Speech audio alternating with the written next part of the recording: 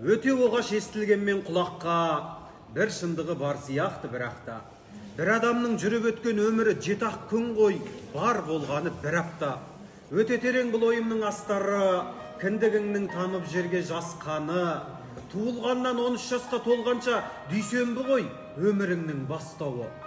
Әрі қарай көңіліңнің аш гүлін, жігер болар жүректегі бастығың.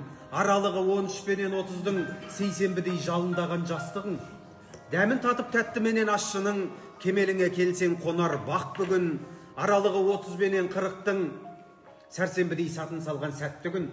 Ағасына айналар сәт еліңнің, кеңейетін шағы осы деміңнің. Бейсенбідей бекемделген бекіген кезеңдері 40 пенен 50-дің. 50 жаста қалма бірақ тұралай, 63-ке аттап өтсең құламай. Пайғамбардың жасы дейді бұл уақыт мұсылманға қасиетті жұмадай. Зейнетақың таныт алса кеңдігін, ақталғаны бейнетің мен тер бүгін. 63 пен 70 жасың тым қысқа, қысқартылған күні сынды сенбінің. Жас күніңнен тек жаңғырық естілген, көңіліңнен басқа бәрі ескірген. 70 жастан әрі қарай жексенбі, ұйықтайсың, жұмысың жоқ ешкіммен.